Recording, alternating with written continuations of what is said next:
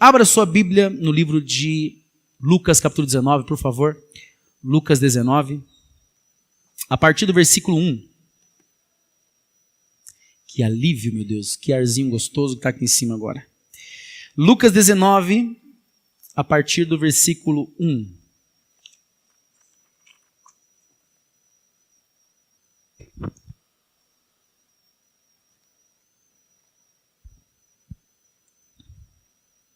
Quero ir avisando vocês já de antemão, importante, no dia 22, no domingo do dia 22, pastor Hamilton Rabelo, tem que ver se vai ser dia 22 mesmo, irmãos, é tanta coisa que eu não tenho anotado, está na minha agenda do celular. Mas no domingo do dia 22, acredito eu que seja realmente dia 22, pastor Hamilton vai estar aqui pela manhã às 8h30. Pastor Hamilton Rabelo é um especialista em apologia. Apologética. E apologética é uma linha da teologia que trabalha seitas e heresias. Ele vai estar aqui no domingo pela manhã às 8h30 falando sobre família e falando também a respeito de seitas e heresias. Vai trazer uma palestra maravilhosa aqui para nós, tá? Então o pessoal que só vem à noite, tem um pessoal que só vem domingo de manhã, aqueles que vêm domingo de manhã eu sei que vão estar aqui. Mas o pessoal da noite estou convidando, o pessoal da quinta também, eu vou lembrar isso na quinta-feira que vem. Nós teremos esse evento maravilhoso no dia 22 aqui, domingo, tá ok? E vocês todos estão convidados. Irmãos, importantíssimo, tá? Muito importante. Principalmente para quem gosta de estudar a palavra, entender certas coisas. Algumas pessoas às vezes perguntam assim, mas e tal religião, como é que funciona lá? Por que pessoas de tal religião não entram na igreja evangélica? E tudo isso ele vai explicar aqui de maneira muito simples, para você entender qual é a base dessas igrejas, no que eles acreditam. O nosso intuito, irmãos, não é falar mal de ninguém, não é criticar ninguém. O nosso intuito é falar a verdade com base nas escrituras sagradas para livrar você de algumas ciladas, tá? De algumas ciladas perigosas, tá ok? Capítulo de número 19 de Lucas diz assim, no verso 1. Tendo Jesus entrado em Jericó, ia passando. Havia ali um homem chamado Zaqueu, que era chefe dos cobradores de impostos, e ele era rico. Este procurava ver quem era Jesus, mas não podia por causa da multidão, porque era de pequena estatura. Então, correndo adiante, subiu um sicômoro para vê-lo, já que havia de passar por ali. Quando Jesus chegou àquele lugar, olhou para cima e disse-lhe, Zaqueu, desce depressa, hoje me convém pousar em sua casa. Que coisa maravilhosa, irmãos. Apressando-se, desceu e o recebeu com alegria. Todos os que viram isto murmuravam, dizendo que entrara para ser hóspede de um homem pecador. Mas Zaqueu levantou-se, no verso 8, Zaqueu levantou-se e disse ao Senhor Jesus, Senhor, olha, eu dou aos pobres metade dos meus bens, e se em alguma coisa defraudei alguém, eu restituo quadruplicado.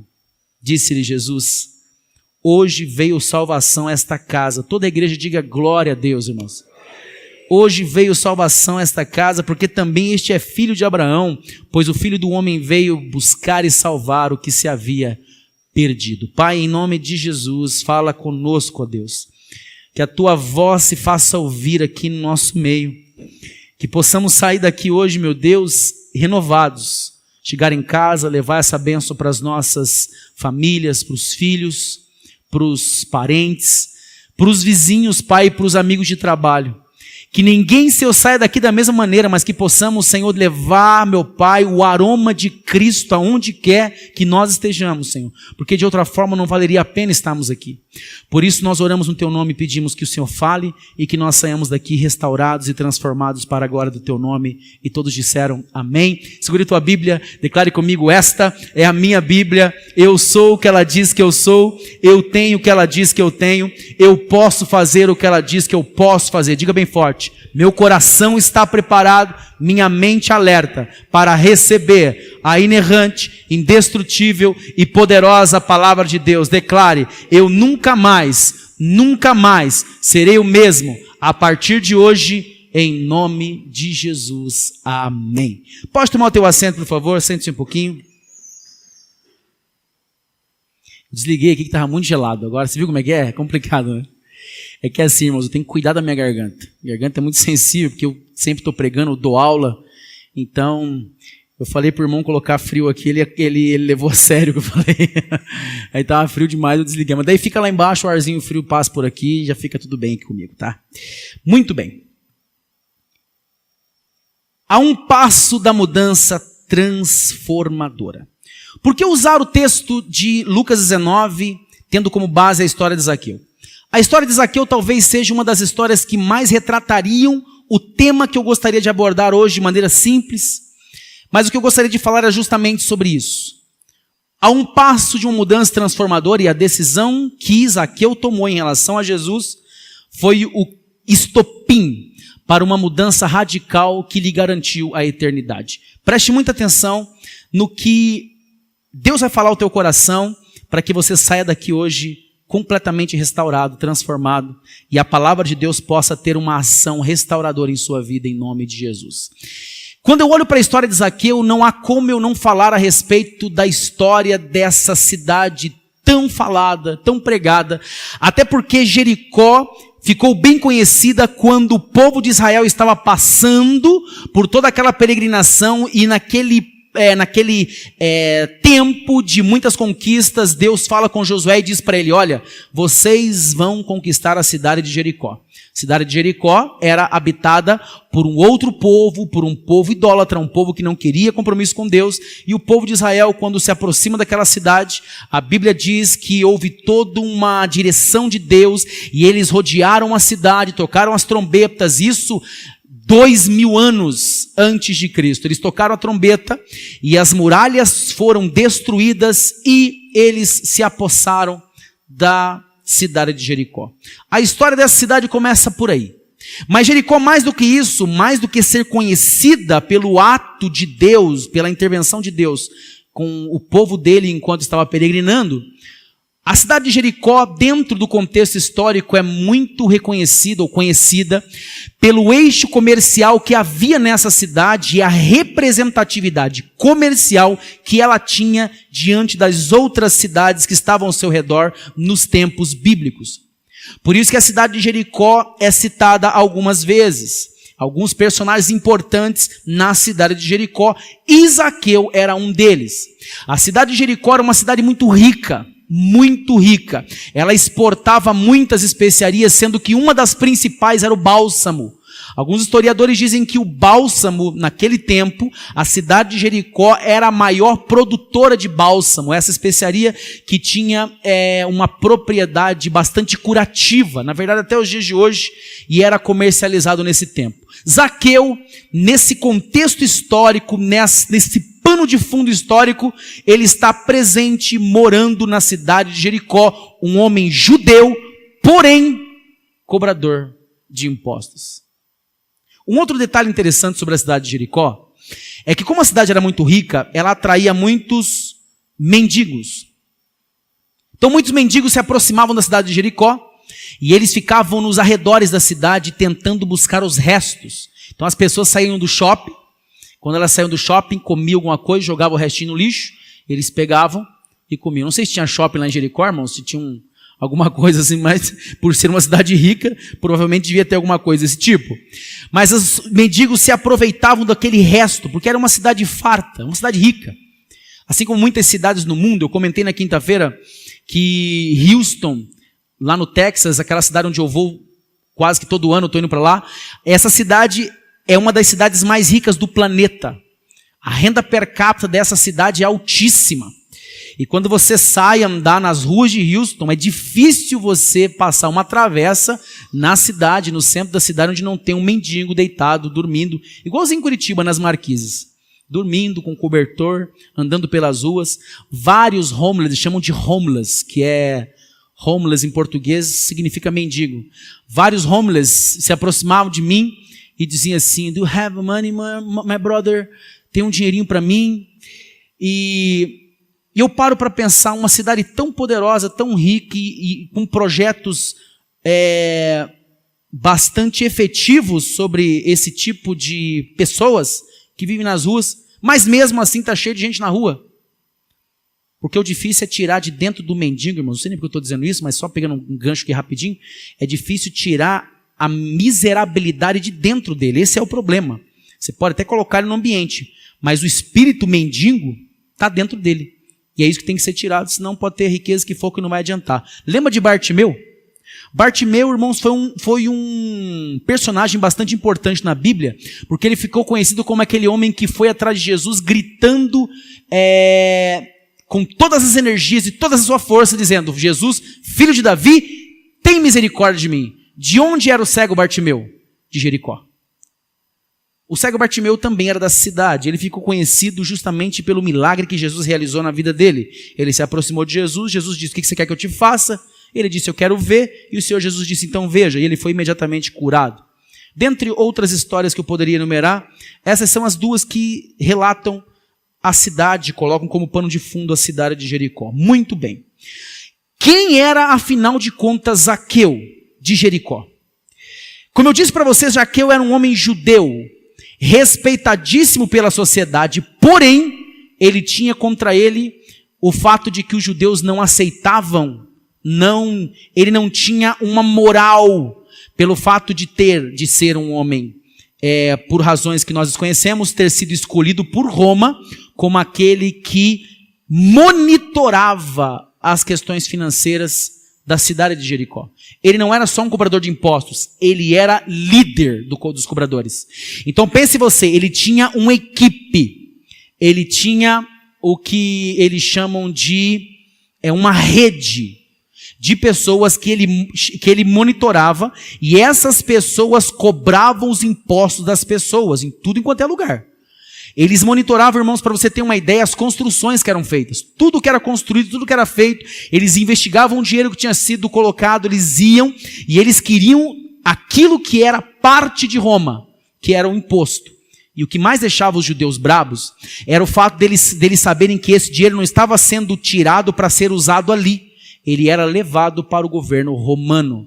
E isso fazia dos cobradores de impostos pessoas muito mal vistas. Embora fossem respeitadas por terem um cargo político, por terem um cargo importante, eles eram considerados pessoas altamente pecadoras, porque eles estavam fazendo uso de um dinheiro indevido, pegando o dinheiro do pobrezinho do povo, que não tinha dinheiro talvez nem para comer direito, mas eles tinham que pagar aquela parte e entregar obrigatoriamente ao governo de Roma.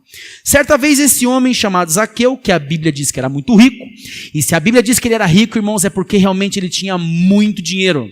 Nenhum personagem bíblico, quando é dito sobre ele, sobre sua riqueza, sobre o seu poder aquisitivo, a Bíblia não pega leve. Ela está falando realmente que o homem tinha muito, muito dinheiro. E ele, sendo um homem muito rico, ele estava talvez com seus seguranças por perto, não sei, irmãos, qual foi o contexto ali, mas ele no seu coração propôs: eu quero ver quem é esse Jesus. Quem é esse homem? Do qual todos estão falando, muitos milagres acontecendo. Quem é esse homem? O que Zaqueu fez é o que talvez muitos de nós fizemos, ou o que talvez nós precisamos fazer. Zaqueu vai e sobe num sicômoro, numa árvore, como eu li agora, e ele olha Jesus de longe, e Jesus vê. Irmãos, havia centenas, talvez milhares de pessoas ali. Aonde Jesus andava tinha muita gente ao redor. Como é que Jesus percebeu que aquele homem subiu em cima daquela árvore? Como é que ele notou? Por que ele não percebeu outras? Será que não tinha outras pessoas subindo em cima de árvores para ver Jesus? Você nunca talvez parou para pensar nisso? Por que ele chamou a atenção? É uma coisa interessante. Por que ele chamou a atenção de Jesus? Jesus olha para ele e fala: hoje eu vou pousar na tua casa. Eu acredito, irmãos, que Zaqueu devia ser muito baixo mesmo. Mas baixo de verdade. Tem alguns irmãos aqui na igreja que são de baixa estatura. Mas eu acho que Zaqueu era mais baixo que vocês ainda. Eu acho. Eu brinco, irmãos, que Zaqueu, eu acho que ele era como uma espécie de hobbit. Lembra do hobbit? O hobbit ele não é nem um anão e nem uma pessoa de estatura normal. O hobbit ele é uma pessoa muito pequena. E eu acho que ele era como se fosse um hobbit no meio daquela turma toda. E ele não conseguia enxergar Jesus. E ele disse: eu vou subir em cima de uma árvore para eu poder ver. E ele então sobe. E quando ele olha para Jesus, por alguma razão, Jesus olha para aquele homem e diz: desce daí porque me convém pousar na tua casa. E aí então começa toda a transformação na vida desse moço, desse homem chamado Zaqueu. eu quero fazer algumas considerações muito simples sobre esse contexto. O que é que eu e você podemos aprender com a história de Zaqueu? O que eu e você podemos extrair da história desse homem que ficou tão conhecido por subir num pé de, como que é o nome? Num sicômoro? Alguns chamam de figueira brava, algumas outras traduções diz que era uma árvore muito espinhenta, diz que cada espinho da árvore é do tamanho desse microfone, cada espinho assim da árvore, irmãos. As pessoas contam umas histórias que eu não sei de onde que eles tiram isso, mas ele subiu com muita dificuldade na árvore, mas não diz isso, a Bíblia não diz isso, ela só diz que era um sicômoro, uma árvore que até hoje em Israel existe, e ele subiu nesse pé e por alguma razão ele chamou a atenção de Jesus. O que a história dele tem para nos ensinar? Primeira coisa, eu quero pedir para que haja uma interação comigo e com você e eu não fique sozinho falando. Diga assim comigo, por favor. Diga assim, é necessário estar vulnerável a Deus. Irmãos, estar vulnerável a Deus nas Escrituras Sagradas é sinônimo de quebrantamento. O quebrantamento, a palavra quebrantar, ela vem do termo literal quebrar. Quebrar. Todas as vezes que no Velho Testamento a Bíblia fala sobre quebrantamento, ela está falando sobre uma atitude de vulnerabilidade do homem em relação a Deus. Ele se vulnerabiliza. A palavra quebrantamento é ao mesmo que você imaginar um coração de pedra e aquela pedra ser quebrada e o coração amolecer, dando liberdade para que Deus possa agir naquele coração outrora petrificado, seja lá por qual for a razão. Há muitos corações petrificados, sim.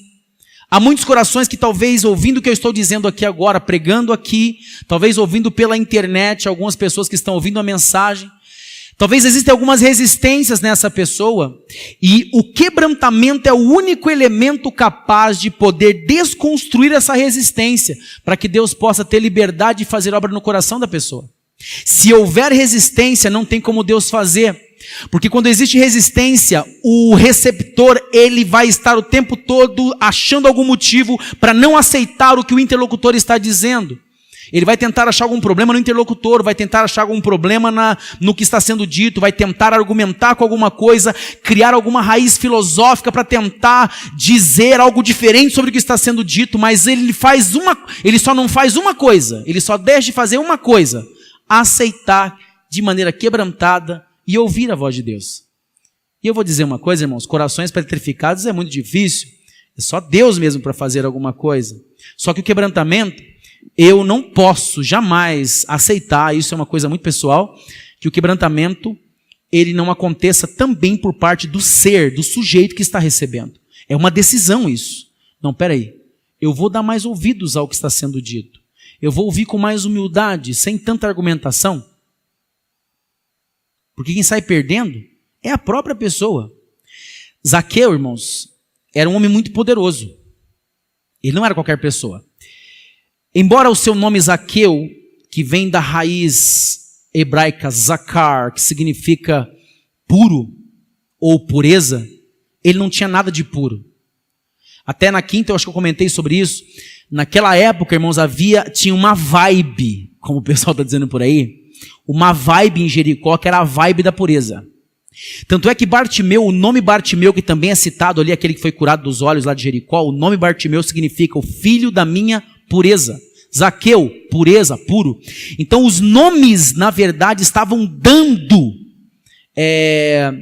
a essas pessoas, né, a realidade cultural da época, um indicativo de que havia uma visão sobre a questão de purificação. Só que, irmãos, de pureza no caso. Só que eu digo para você, Jesus entrou ali e a presença de Jesus, a realidade que contextualizava tudo isso, mostrava que de puro não tinha nada. A única pessoa capaz de purificar uma pessoa dos seus pecados, uma pessoa capaz de fazer de alguém realmente puro, irmãos, é Jesus por meio do seu sangue, não tem outro jeito. O ser humano não se purifica sozinho, o ser humano não vence pecado sozinho. Ele só faz trocas. Mas ele não vence pecado sozinho. Tem que ser pelo sangue de Jesus, tem que ser pela graça e pela intervenção divina. E o que aconteceu com Zaqueu, irmãos, foi uma decisão dele de reconhecimento.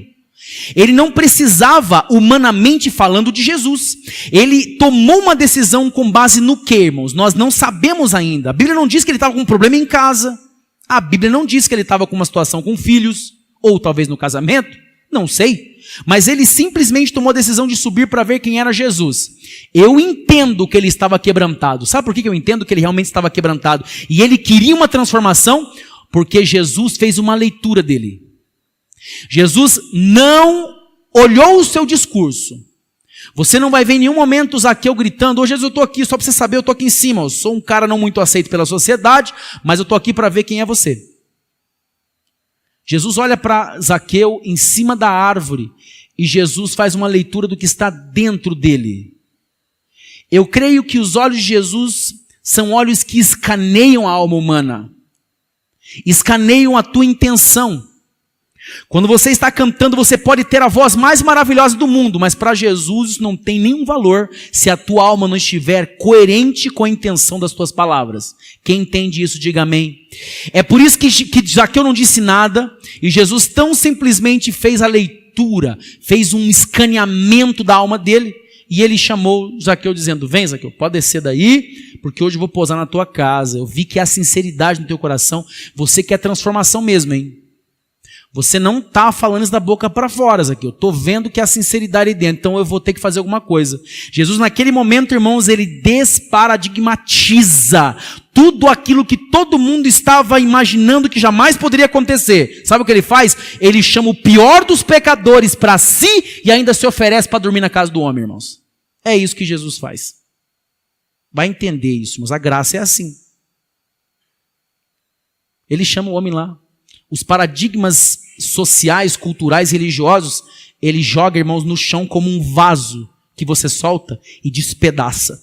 Jesus, ele despedaça as construções de paradigma daquele povo, e no verso 7 diz assim, ó, leia lá para você ver, o verso 7 diz assim, ó, e todos os que viram isso, murmuravam. Mas olha o tipo desse Jesus, olha o tipo de Jesus. Irmãos, se fosse nos tempos de hoje, estaria escrito desse jeito. Olha o tipo de Jesus, vai dormir na casa do cobrador de impostos. E não é nem o cobrador, é o chefe. É o chefe. Jesus, irmãos, não se preocupa com o que pensam a respeito dele. Ele faz o que é certo. E sabe que nossa relação com Deus é construída assim. Quanto menos você se preocupa com o que pensam de você, ou pensam a respeito de você, mais tranquilo você vive para fazer a vontade de Deus em nome de Jesus, irmãos. E é isso que importa. Quantos podem dizer glória a Deus? Não se preocupe. Muita gente, irmãos, e os grandes religiosos vão tentar fazer tantas coisas, vão tentar empurrar você, vão tentar te fazer acreditar em algo diferente, vão tentar denegrir talvez você, não sei. Mas o que importa é o que Deus pensa. Jesus não estava nem aí porque o povo pensava. Ele fez o que era certo. Primeira coisa, foi necessário quebrantamento. Por essa razão que Jesus foi até lá. Talvez é isso que você precise, hoje você que talvez já está há tantos anos na presença de Deus. Será que você não tem que quebrantar um pouquinho mais? Deixar quebrar, mas quebrar de verdade, irmãos. Tinha uma canção que nós cantávamos há muitos anos atrás, que diz assim, eu quero ser... Já viram essa canção? Senhor amado, me veio agora essa música na cabeça, mas fazia muito tempo que eu não ouvia. Como um vaso nas mãos do oleiro, quebra minha vida, me faça de novo, eu quero ser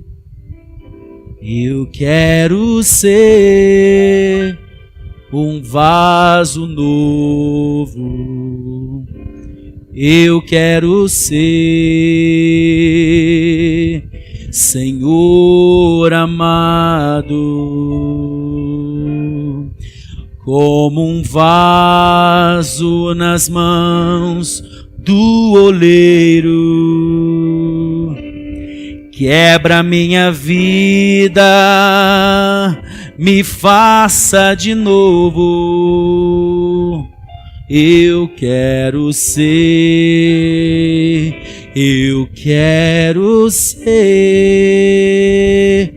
um vaso novo. Talvez, irmãos, assim, quando a gente canta uma canção dessa, quem já tinha ouvido essa música, levanta a mão aqui. Ó, São tudo crente jovem, irmãos. Crente novo. Essa música de 1960 é alguma coisa, 70, alguma coisa. É muito antiga. Eu não tinha nem nascido ainda, acho, quando fizeram essa canção. E a letra dela é uma oração em que você está pedindo, dizendo: Senhor, quebra a minha vida. Quebra a minha vida e me faz de novo. Mas se é para quebrar a minha vida, irmãos, toda quebra dói. A quebra dói. Ela gera ruptura e gera dor. Talvez o quebrantamento, que é o primeiro aspecto que eu estou hoje abordando com você, seja justamente a oração que você tem que fazer, mas fazer com muita sinceridade, sem criar uma expectativa do que Deus vai fazer em relação à tua oração, mas aceitar que o que for necessário Deus fazer, Ele vai fazer. E você vai aceitar isso humildemente.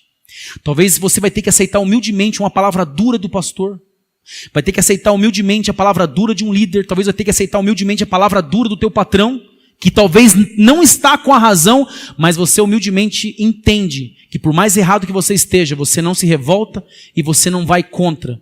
Você sabe que Deus está do teu lado e você vai ter sabedoria suficiente, vai pedir pelo menos sabedoria suficiente para lidar com essa situação. Por quê, irmãos? Porque pessoas que resistem ao tratamento de Deus, eles não vivem felizes, eles são escravos de si mesmos. Quem resiste ao tratamento de Deus é um escravo. Por isso, irmãos, quando nós pedimos quebrantamento para Deus, nós precisamos entender que Ele vai quebrantar mesmo, da maneira dEle. Muitas vezes com situações que nós não esperamos. Lá no texto de Salmo 34, no verso de número 18, diz assim, ó: perto está o Senhor dos que têm um coração quebrantado. E Ele salva os contritos de espírito. O que é isso, irmãos? Vulnerabilidade. Estar vulnerável, entregue. Isso não significa que você não tenha suas próprias argumentações. Se você é um pensador, irmão, você é um pensador, você foi feito para pensar, não é para aceitar tudo mastigado, não. Só que isso não pode fazer de você um arrogante. É diferente, irmãos. Eu conheço pessoas que são altamente contestadoras, mas são humildes. E eu acho isso bonito, irmãos, porque elas aceitam quando elas estão certas, mas também aceitam que em muitos momentos elas podem estar erradas também. Ninguém é dono da razão. Perto está o Senhor dos que têm um coração quebrantado e salva os contritos de espírito. Segundo lugar, Jesus simplesmente, já vou terminar, tá? Ele simplesmente amou aquele homem.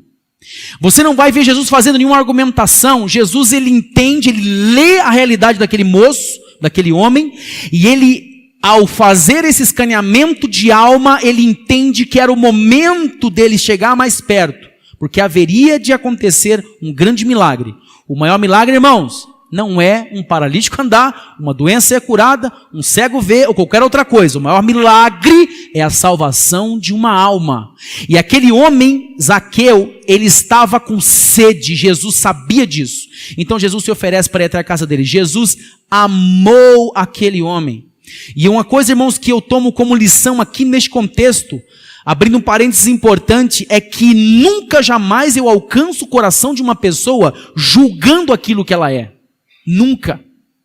Quando você julga aquilo que ela é, o pensamento, a ideia dela, e você entra com um juízo sobre isso, na esperança de que alguma coisa vai mudar ou algo vai acontecer, esqueça. Essa pessoa não vai receber. Ela precisa ser amada. Ela precisa saber que Deus ama ela do jeito que ela é, do jeito que ela está. Mas Deus não aceita. Isso é outra questão. Mas o pecado é outra questão. Você não vê Jesus argumentando nada com ele, irmãos, porque tratamento de pecado não acontece no nível humano. É no nível espiritual. É Deus quem trata. É Deus quem faz. O meu trabalho, qual que é o meu trabalho então? Muitas vezes é arguir a pessoa que está em pecado, mas ao mesmo tempo, irmãos, abraçá-la. E quando uma pessoa não conhece a Jesus, uma coisa é quando conhece também, né, irmãos? Abrindo aqui um espaço importante. Uma coisa é quando ela conhece, está ouvindo a palavra, cresceu talvez ouvindo, já há muitos anos, e continua na mesma vida. Aí muitas vezes é necessário, irmãos, uma pressão maior. E isso é trabalho importante de liderança. Mas em outros aspectos, uma pessoa que não conhece a Cristo, irmãos, como é que ela vai chegar ao conhecimento de Jesus? T.L. Osborne, um dos maiores pregadores que esse mundo aqui já conheceu. Se você nunca leu nenhum livro dele, leia T.L. Osborne. T.L. Osborne, ele foi missionário em muitos países pobres, no mundo todo, e Deus fez muitos milagres através da vida dele. Em alguns dos seus livros, como por exemplo o livro Curar Enfermo, Expulsar Demônios, que é um livro bastante interessante, se você não leu. Muitos têm um olhar crítico sobre esse livro, mas eu acho muito interessante porque ele é extremamente bíblico. Aquilo que ele trata ali é uma visão que ele tem a respeito de cura e de expulsão de demônios. Não só esse livro, mas outros livros, por exemplo, como o livro Como Ganhar Almas, um livro que ele escreveu em 1970 e alguma coisa, muitos anos atrás. Ele aborda esse assunto e ele fala sobre a maneira como nós devemos alcançar alguém. Qual é o caminho para se alcançar alguém? Amando essa pessoa. Se a igreja não amar a pessoa, irmãos, essa pessoa não vai conseguir ver Jesus. No livro de João, capítulo de número 13, verso 35, eu não coloquei lá na lista de versículos, mas se você conseguir achar, coloca para mim. João 13, 35 diz assim, e nisto vocês conhecerão que sois meus discípulos, se vocês amarem uns aos outros. Você percebe? Eles vão conhecer Jesus por um caminho. Não é pela força discursiva, não é pela tua inteligência, é pelo amor que você tem. É pelo amor. É por esse caminho que elas vão conhecer Jesus. Não julgue o que ela faz primeiro. Não julgue, nunca julgue na verdade. Mas alcance a pessoa com o discurso do amor. Deus ama você. Ele quer tratar a tua vida, Ele quer curar as tuas feridas. Quando você fala isso para a pessoa, irmãos, ele já sabe que ele está arrebentado, ele já sabe que ele está no caminho errado, ele já sabe que aquilo que ele está fazendo está acabando com a vida dele. Ele já sabe. É mais um para julgar, a família dele toda talvez já está jogando um monte de coisa, com perdão da palavra, na cara dele. Ele precisa de alguém que abrace e diga assim, há esperança para você. E você pode ser transformado. Deus pode fazer uma obra na tua vida. Em Mateus 25, 35, irmãos, eu amo esse texto aqui, porque Jesus Cristo, Ele está fazendo aqui, o Senhor Jesus, Ele está fazendo um apanhado aqui, e dando uma explicação muito clara, objetiva e simplificada sobre os últimos dias. Sobre o final dos tempos. Ele diz assim, no versículo de número 35. Porque eu tive fome e me destes de comer. Eu tive sede e me destes de beber. Eu era forasteiro, era uma pessoa de fora, de outro lugar, e vocês me acolheram. Versículo de número 36. Versículo 36, por favor. Eu estava nu e me vestistes, adoeci ou estava doente, vocês foram me visitar. Eu estava preso e vocês foram me ver.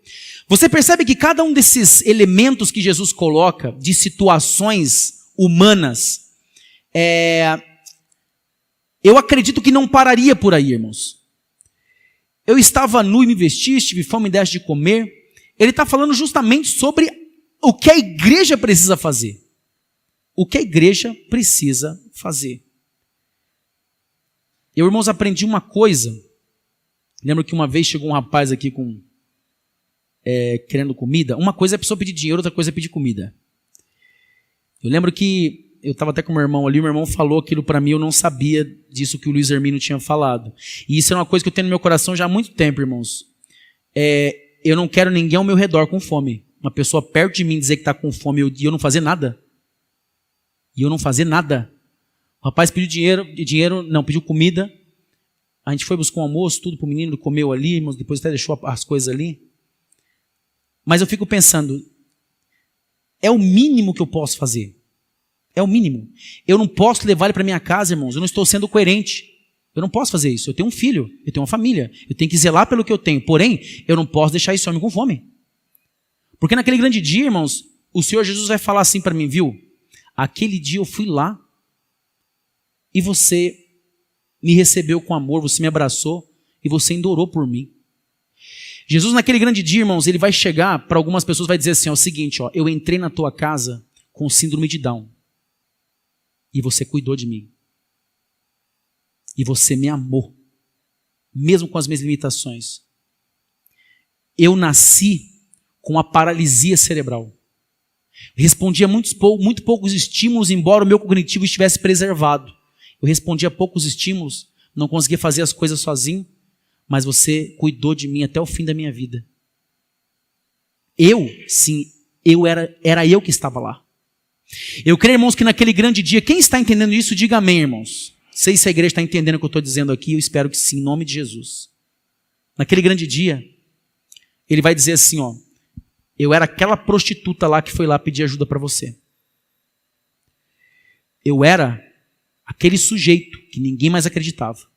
E você não desistiu de orar por mim, você não desistiu. Era você era eu. Como assim era você? Porque se vocês fizerem a qualquer um desses meus pequeninos, é a mim que fizeste. Quem percebe, irmãos, entende aí a raiz primária, genuína do Evangelho.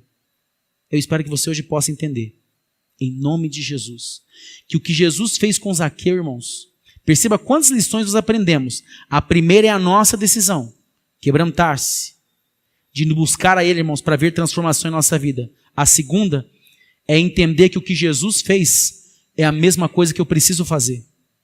É permitir que os paradigmas sejam quebrados, paradigmas religiosos, que me prendem num mundinho, irmãos, de santidade meu, de espiritualidade meu, e que fazem eu acreditar que todo mundo, a maioria das pessoas não está no mesmo nível espiritual do que eu. Isso é uma grande mentira e um grande engano.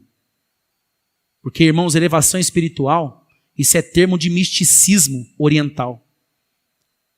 Quando eu penso em espiritualidade, eu tenho que pensar no seguinte. Jesus disse na primeira carta de João disse na primeira carta dele assim, ó: aquele que diz que está em Jesus deve andar como ele andou. Quando ele falou isso, irmãos, ele está se referindo ao quê?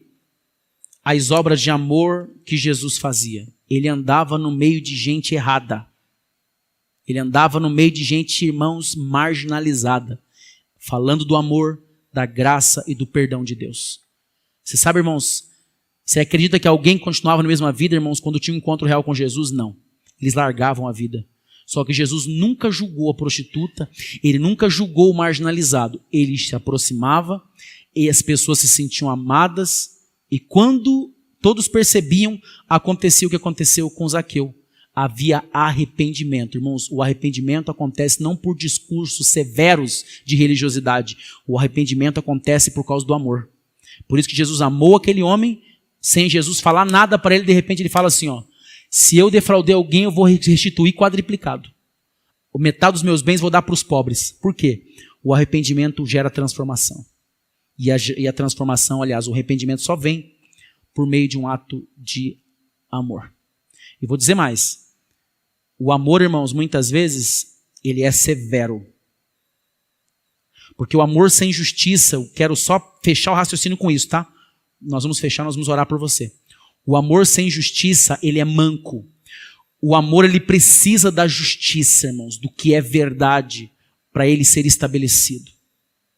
É por isso que eu não posso, irmãos, simplesmente dizer amo, amo, amo, amo, mas a justiça tem que estar junto. Porque há muitas pessoas que, com certeza, por causa desse amor, eles vão querer se aproveitar de outras pessoas.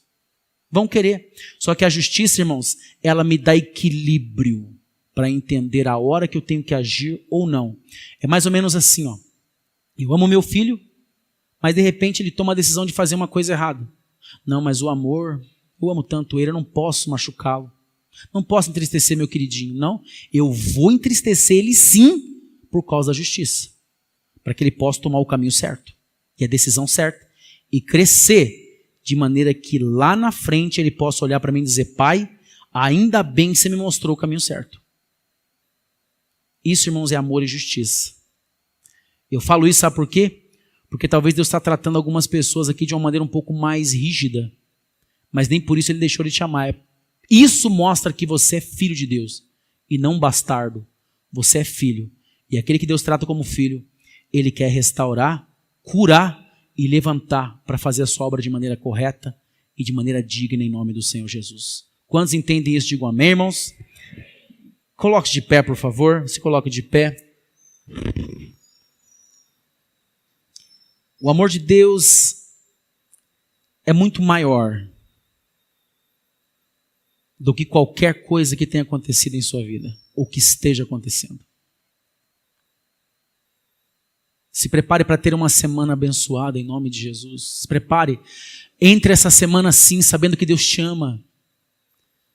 E se há alguma coisa que Deus está tratando na tua vida, deixa Ele tratar, vai com humildade, faz como Zaqueu, quebranta, vulnerabiliza o teu coração, amolece a alma. E diga: Senhor, pode entrar, meu Deus, e faz o que o Senhor quiser.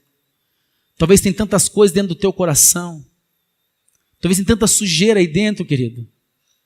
Eu poderia trazer um discurso moral e dizer: larga disso, larga daquilo. Mas você olha para mim e diz, mas eu não tenho força, Ricardo, o que eu faço?